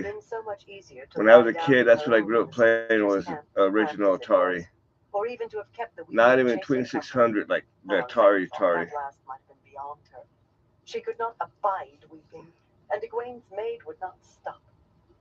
Putting Gareth firmly out of her head, we sold at my shop. We sold a lot of different games, and you can't beat getting paid at a job to play video games and sell video games all day. You can't beat a job that you get paid for doing that. The tent was far from the spacious affair you would have expected of a general, so hurrying meant bumping her hip against a corner of the writing table hard enough that one of the legs almost folded before she could catch it. Oh shit, that's crazy. Stool, the only thing approaching a chair, and barking her shins on the brass-bound chests that lay scattered about. That brought a curse that would have singed any listener's ears. The things served double duty, seats as well as storage, and one with a flat top did for a makeshift washstand with a white pitcher and bowl. In truth, they were arrayed in a neat enough fashion. But right, I never knew they had he could find his way a surround speakers for it. Anyone else would break a leg trying to reach the bedding. And that's pretty cool. Concern for assassins, though he had never voiced it. Gathering her dark but me and my brother both at one time had the Retron 5. We ended up getting rid of it because we're on hard times and we needed the cash, but we eventually want to get another one, mainly so we could play like Mario All-Stars. Then sneaked in behind her back, or worse, under her nose while she slept, and blacked his own bloody boots. Gareth Bloodybrin treated her like a maidservant, never so much as tried to kiss her. But now the only systems I have is my PS5 and my Nintendo Switch. She was not in love with Gareth Bloodybrin. She was not. She had too much work in front of her to get caught in that kind of foolishness. That's why you stopped wearing embroidery, I suppose, a small voice whispered in the back of her head. All those pretty things. Oh, that I remember Saturn. Because you're afraid. Afraid? Burn her if she was afraid of him or any man. I don't know what my favorite console would be as far as the old school ones. So she laid the weave on the boots. Every last bit of the blacking, and most of the dye as well, came away and formed into a neat, glistening sphere that floated in the air, leaving the leather decidedly gray. For a moment she contemplated depositing the ball among his blankets. That would be a suitable surprise for him when he finally laid down. Nice. With a sigh, she pushed open the door flap and took the ball outside into the darkness to let it splash onto the ground. The man had a short and extremely disrespectful way when she let her temper carry her too far, as she had discovered the first time she hit him over the head with the boots she was cleaning, and when he made her so angry she put salt in his tea. Quite a lot of salt. But it had not been her fault he was hurried enough to drain the cup in a gulp. To try to, at any rate. Oh, he never seemed to mind when she shouted, and sometimes he shouted back. Sometimes he just smiled, which was purely infuriating. Yet he had his limit. Right. She could have stopped him with a simple piece of air, of course, but she had her honor as much as he had his. Burn him. Anyway, she had to stay close to him.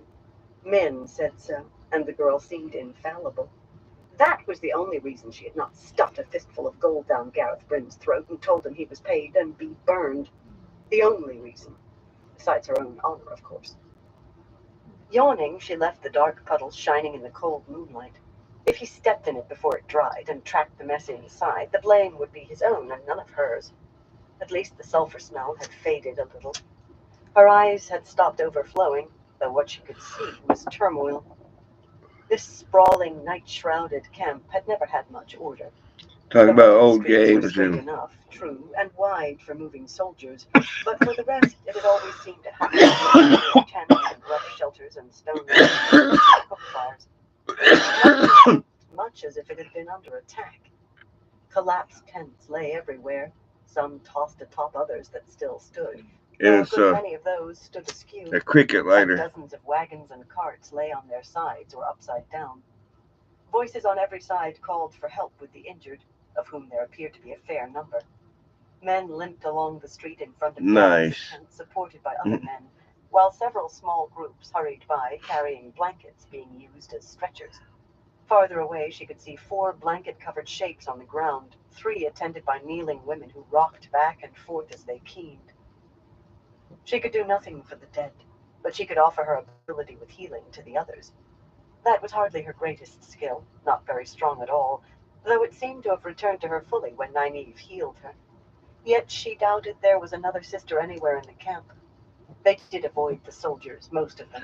Well, I got ability would be better than none. several, because one of the other places that me and my brother worked at was a smoke shop, so a lot of ones I got like game over ones, I got like different ones, like gaming ones, and the ones I like, I don't have them in here, I have them in the front room, but they're the metal crickets, or metal clippers. On his dark face, tried to rush past her, but she caught his rough coat sleeve. Saddle me the mildest horse you can find, she told him, and do it right now. Bella would have done nicely. And what I like about them is they're all refillable. The stout mare was tied, and no intention of waiting for her to be found. You want to go riding? He said incredulously, jerking his sleeve. Nice. Yeah, what I'm streaming on right now is a gaming laptop. Night ahead of me in the cold, tending the ones what's hurt themselves, and lucky if at least one don't die. Swan ground her teeth. The imbecile took her for one of the seamstresses, or one of the wives. For some reason, that seemed worse. She stuck her right fist in front of his face so quickly that he stepped back with a curse, but she shoved her hand close enough to his nose that her great serpent ring had It's a big old brick. At least it's a heavy one. Staring at it. The mildest mount you can find, she said in a flat voice. And when I have the ring did the trick. I would have to actually go in there and see what the specs are, but it's a pretty decent laptop, and it's for gaming. See what I can do, Aes Sedai. But I'm getting it from Aaron's, so it's rent to own. Swan did a little muttering herself as she paced. I'm paying a significant amount more than what it is because the payments I have, but and the time that I have to pay it off, if it messes up between that time, they have to repair it or replace it. Afraid was she? She would show Garrett. That's what happened with my laptop. Not my laptop, my PS5, because I was getting that through Aaron's also. But she never mounted a horse, including Bella, without it was needed to be fixed and looked at before when I had like a couple payments left, and they actually replaced it and sent my old one off to get looked at and fixed. Night Lily here's meek as milk water, and that was what I had, like one payment left. It was going out on me, so they actually replaced it. So I actually got replaced right before I got paid off, so which is a good thing. She clambered awkwardly into the saddle, then had to shift so she was not sitting on her cloak and half strangling herself every time she moved. Oh, damn, that's crazy. I'll be sending it back too. She'd been sure it would, trying to break her bones already.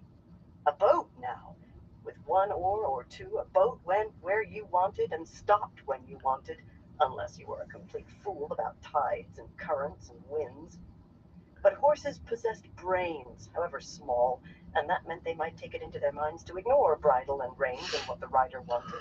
It had to be considered when you had to straddle a bloody horse. One thing, Aes Sedai, the man said as she was trying to find a comfortable seat.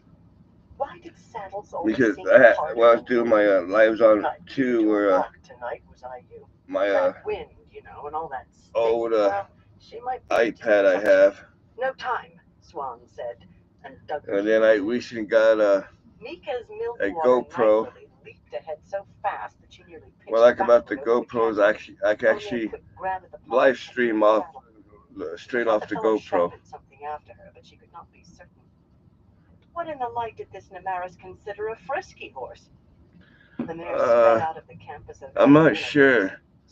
I'm not sure if I have to, if I could close the page or minimize the page and find out what kind it is, but I don't know. Rather digging in her heels again and slapping the mare's neck I don't know. She'd seen others do to urge speed. She had to reach the sisters before anyone did something irretrievable. All too many possibilities came to mind. The mare galloped past small. I don't know how to find out the name of it. Farms with their stone-walled pastures and fields, snug beneath snow-covered slate roofs, behind walls of stone or brick. The inhabitants had not been roused by that fierce wind. Every building lay dark and still. Even the bloody cows and sheep were probably. But I'm gonna try it this way. Farmers always have cows and sheep and pigs. Bouncing around on the hard leather of the saddle, she tried leaning forward over the mare's neck. That was how it was done. She had seen it. Almost immediately, she lost the left stirrup and nearly slid off on that side, barely clawing her way back to get her foot back in place. The only thing to do was sit bolt upright, one hand clutching the pommel in a death grip, the other tighter still on the reins. Her flailing cloak tugged uncomfortably against her throat, and she jounced up and down so hard that her teeth clicked if she opened her mouth at the wrong time. But she hung on, and even healed the animal once more. Ah, light, but she was going to be bruised within an inch of her life come sunrise. On through the night, smacking the saddle with the mare's every bounding stride. At least her clenched teeth kept her from yawning. Yeah, the stickers I put on there from ones I got from a tattoo convention. Out of the darkness through a thin rim of trees, and with a sigh of relief, she hauled back on the reins as hard as she could. Nice. For a horse moving this fast, surely I like racing games for the most part, but I really don't play them that much because out of all games out there, racing games, that's my Achilles heel there. I suck at racing games. She felt no sympathy. I don't care how many times I play it, how often I play it, how much help I get on it. I'm horrible at racing games. Doubtless grooms and farriers, seeing to the visibly unsettled animals. The mare seemed more biddable now. Really, this was not too bad at all. As she entered the camp proper, she hesitated only a moment before bracing silence. Oh shit. Me is my thing is RPGs. I spent hours and hours on them. Considering the circumstances of their deaths, it seemed unlikely that holding the power like the PS5s now they but Sidar at least gave an illusion of safety. They say how much like time you put into each like different game you play. And there's a Diablo 3 that I have on my PS5. And so far since I've had it, I have almost 1,300 hours on it. Or perhaps early would be a better word now. Most of the tents in nearly every size and shape imaginable. I beat the whole story part of it already a couple times, but I play like the other part of it. Every lit tent had men around it or gathered in front. Warders. No one else could stand so. Platform games I'm so at. Especially not. All depends on what it is. With the power filling her, she could make out others, their warders' cloaks making them vanish in the shadows. Between the murdered sisters and what their bonds to their Aes Sedai must be carrying to them, not surprising at all. She suspected more than one sister was ready to tear her own hair, or someone else's. They took note of her. Here's the other one I got. Her passage as she rode slowly along the frozen ruts, searching. The hall had to be informed, of course, but others needed to hear first. In her estimation, they were much more likely to do something precipitate and quite possibly disastrous. Oaths held them, but oaths given under duress to a woman they now believed dead. For the hall. Oh yeah, Diablo 2. I played the hell out of too. Flag to the mast and accepting a I actually got a jumping until they were very, very sure Diablo 2 remastered on my PS5 now. For what she was sure she would find. And dark besides, she noted in passing. The only thing that very much doubted the woman was asleep inside. I didn't more friends big enough to sleep for care too much for on Diablo 2 versus 3. 3, you die and you can respawn at your body and still have all your stuff. Versus Diablo 2, to where you die, you respawn at your base camp with all your, none of your gear, none of your money. You gotta go all the way to where you originally were, where you die to get all your stuff. A deadly barbarian, nice.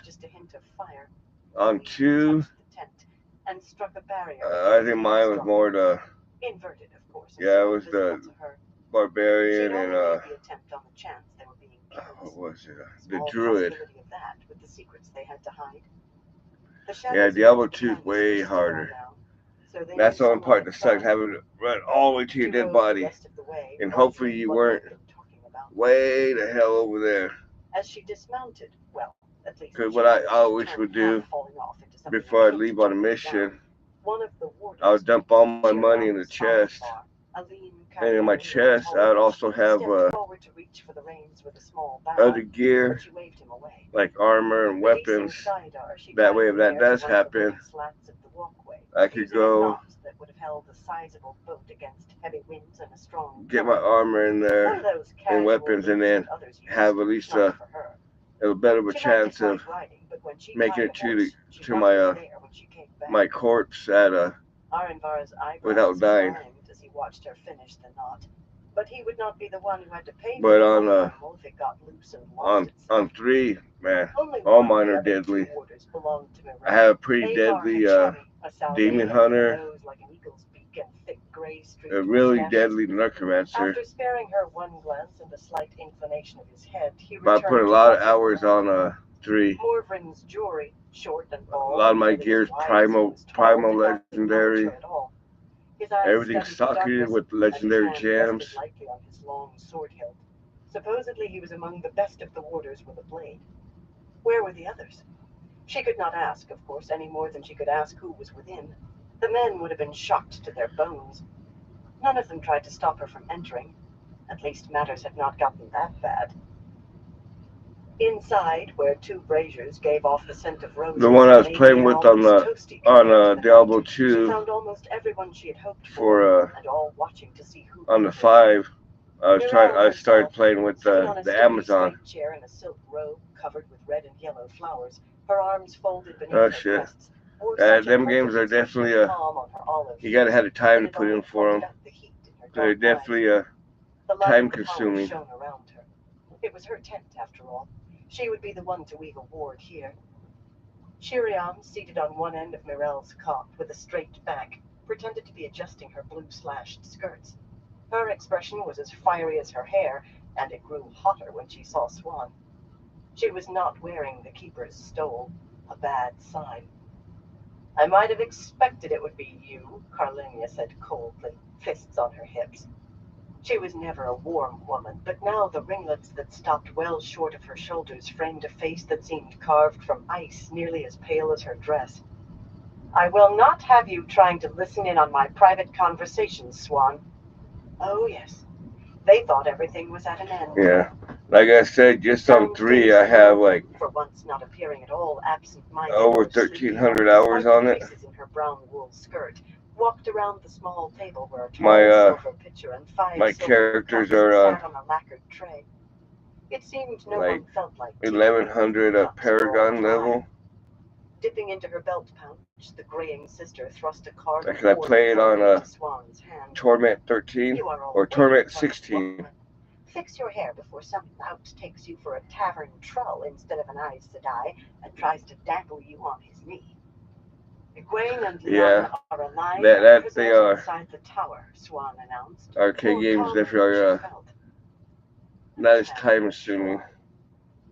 Touching her hair, she discovered that the other woman was right and began working less interactive.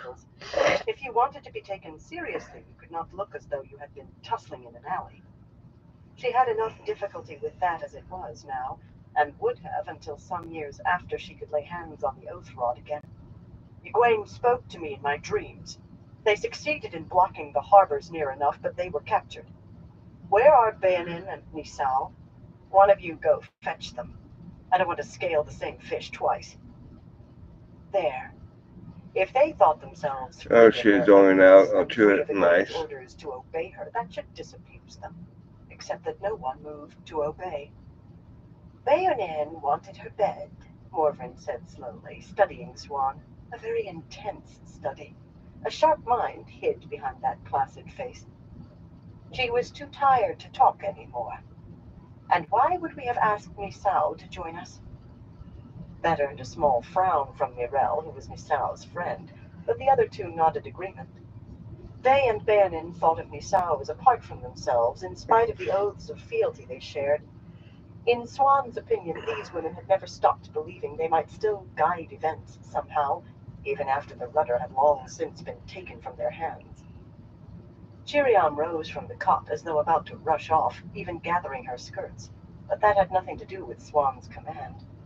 Anger had vanished, replaced. Earlier I was playing with my Prisoners means the deep cells. I was playing on my PS5. I was playing Black Ops 6 with my brother, Most Hated Grower, because it's a new season coming up. Best if we leave the waters behind. But one of my controllers kind of sucks because that's gotta be fixed or replaced because it has a pretty bad stick drift on it. She thought of cutting it shorter than Carlinia's for convenience. So I'd be sitting there aiming to shoot, and then when I fire, all of a sudden it's coming from like here to here, could she not escape the man without me actually touching the controller. Egwene isn't to be tried, and she isn't. There was a couple of times I was just sitting there, she is being held, except to say that she is and all of a sudden my guy starts going around in a circle. The other women stared at her in with me just holding the. In truth, she herself had say this controller. With me just holding the controller like this, and he was just. What you're saying is irrational, Carlinia said finally. Her tone was still cool, her face serene, but her hands smoothed her embroidered white skirts unnecessarily. If we capture Elida, we will try her and very likely still her. If. Their doubts and fears were not put to rest yet. Since she has Egwene, surely she will do the same. I don't need Bayanin to tell me what the law says in that regard. We must rescue her, whatever she wants. Chiriam's voice was hot as Carlinia's was chill, and her green eyes sparkled. Her hands had turned to fists gripping her skirts. Right, I wish the danger she is in. These new ones could be able to figure that out. Give you any hints where she's held? Don't try to hide things from us, Swan, Mirel said firmly. Her eyes seemed almost on fire, and she jerked the silk sash tighter for emphasis. Why would she hide where she's being held? For fear of what you and Chiriam suggest. Giving up on the wind-whipped tangle, Swan tossed the comb down on the table. She could not stand there combing her hair and expect them to pay attention. Tousled would have to do. She is guarded, Mirel, by sisters, and they won't give her up easily. If we try a rescue, Aes Sedai will die at the hands of Aes Sedai, sure as silver pike spawn in the reeds. It's happened because I've already lost one controller to stick drift. Dies of reuniting the tower peacefully.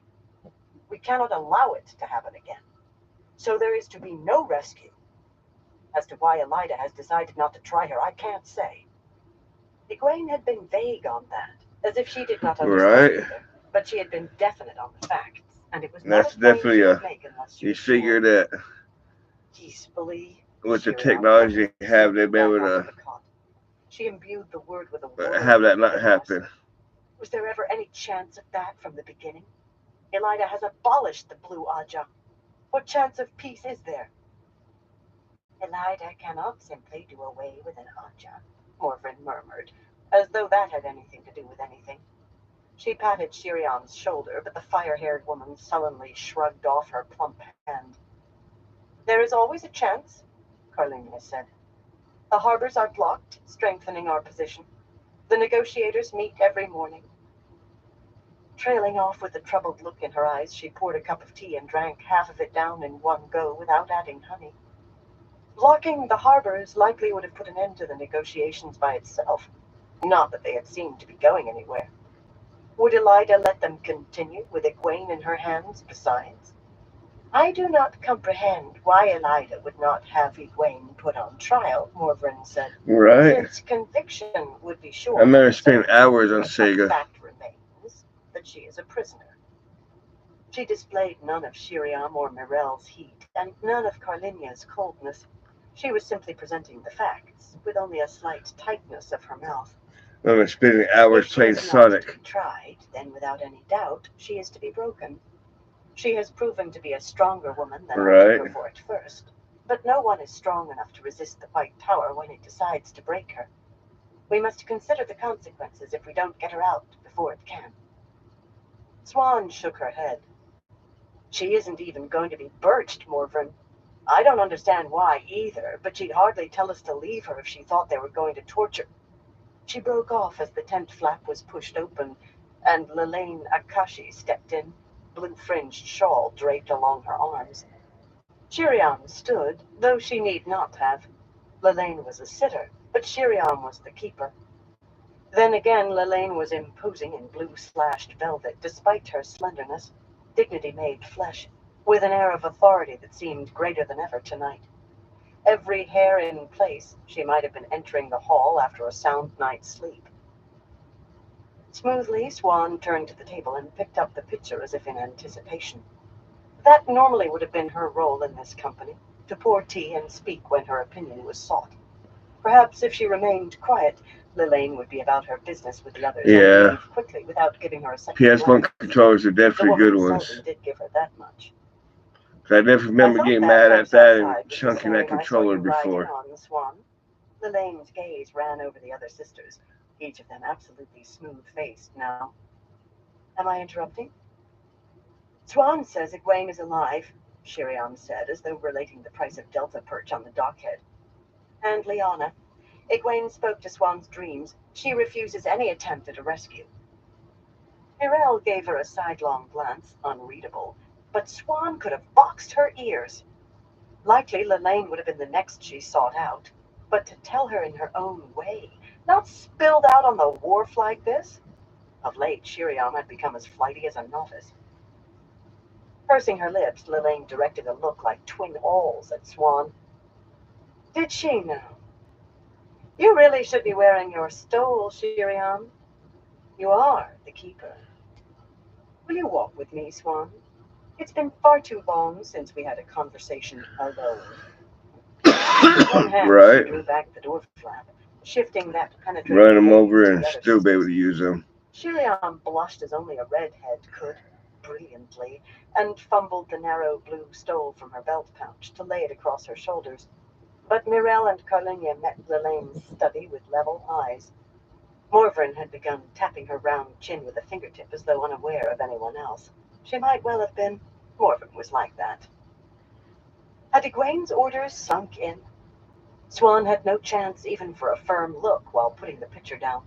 A suggestion from a sister of Lelaine's standing, sitter or not, was a command to one of Swan's standing. Gathering her cloak and skirts, she went out, murmuring thanks to Lelaine for holding the flap for her. Like she hoped those fools had listened to what she said. 4 warders stood outside now, but one of them was Lelaine's Barin, a copper-skinned stump of a Damani wrapped in a warder cloak that made most of him seem not there. And Avar had been replaced by another of Mirel's, Nuhel Dromond, a tall, burly man with an Ileana beard that left his upper lip bare. Right. The man was so still you might have thought him a statue. I remember wisps of mist in front of throwing a NES controller at a TV and it bouncing back at me. But that's when TVs were them big old boxes that you throw at the TV screen, they'll bounce back and not even be able to tell what happened to the TV. But Lelaine waited patiently until Right, definitely quality ones. In her hands, then set off at a slow pace along the wooden walkway past dark tents. Moon shadows masked her face. She did not embrace the power, so Swan could not either. Trailed by Barin, Swan walked beside Lelaine, leading the mare, holding her silence. It was the sitter's place to begin, and not only because she was a sitter. Swan fought the urge to bend her neck and so lose the extra inch she had on the other woman. She seldom thought any longer of the time when she had been Amerlin. She had been embraced as Aes Sedai once more, and part of being Aes Sedai meant fitting into your niche among the sisters instinctively. The bloody horse nuzzled at her hand as though it thought itself a pet, and she shifted the reins to her other hand long enough to wipe her fingers on her cloak. Filthy, slobbering beast. Lelaine eyed her sideways, and she felt her cheeks heating. Instinct. Strange friends you have, Swan. I believe some of them were in favor of sending you away when you first appeared in Saladar. Shiriam I might comprehend, though I'd think the fact that she stands so much higher than you now would make for... Oh, damn.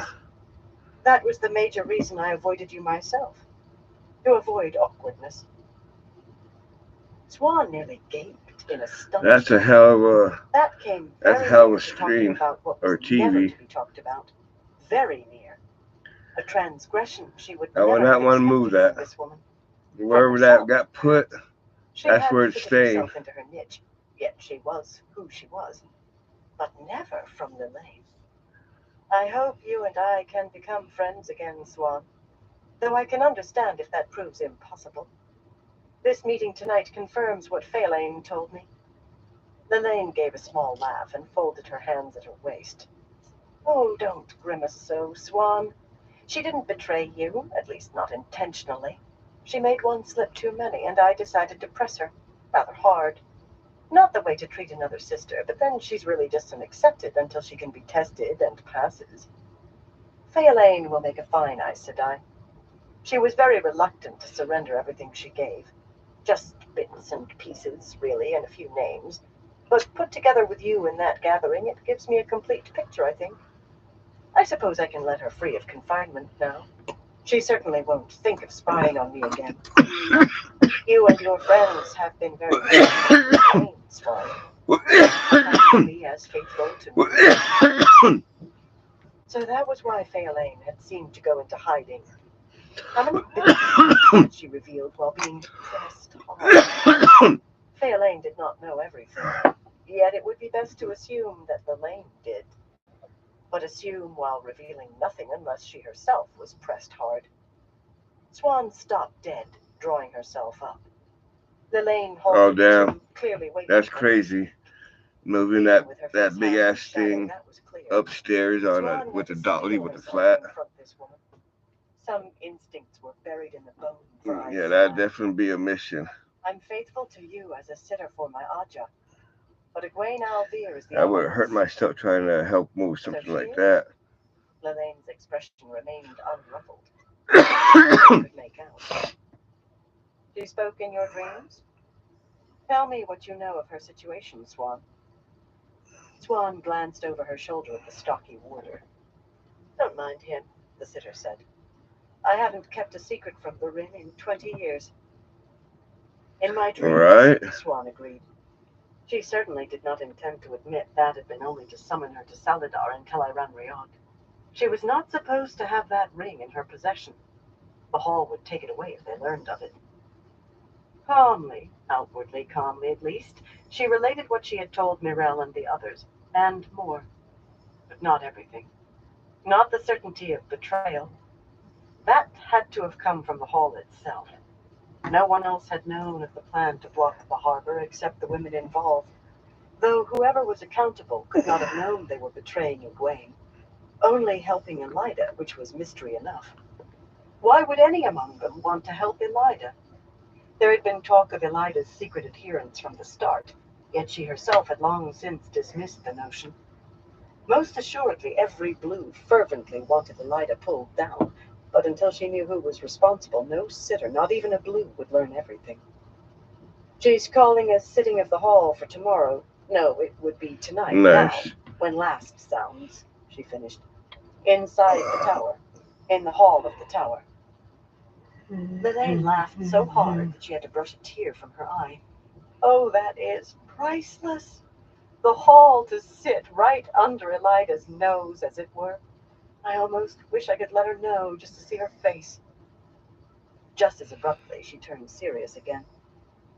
Lillian had always had a ready laugh when she chose to let it out, but the core of her was always serious. So Egwene thinks the Ajahs may be turning on one another. That hardly seems possible. She's only seen a handful of sisters, you say. Still, it bears looking into the next time in Teleranriod. Perhaps someone can see what they can find in the Ajah quarters instead of concentrating on Elida's study. She barely suppressed a wince. She planned to do a little searching in Teleranriod herself. Whenever she went to the tower in the world of dreams, she was a different woman in a different dress every time she turned a corner, but she would have to be even more cautious than usual. Refusing rescue was understandable, I suppose, even laudable. No one wants any more dead sisters. But very risky, Lillian went on. No trial and not even a birching. What can Elida be playing at? Can she think to make her take up as accepted again? That hardly seems likely. But she gave a small nod, as though considering it. This was heading in a dangerous direction. If sisters convinced themselves they knew where Egwene might be, the chance increased that someone would try to bring her out, Aes Sedai guards or no. Trying at the wrong place could be as risky as at the right one, if not more so. Well, Chapter 2.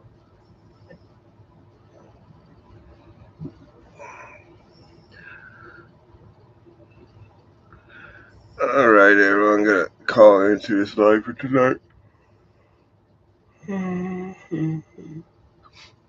But I want to thank everyone for stopping by, and everyone keeps stopping by and chilling with me.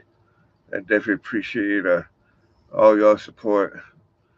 Till next time, everyone. Y'all stay safe out there.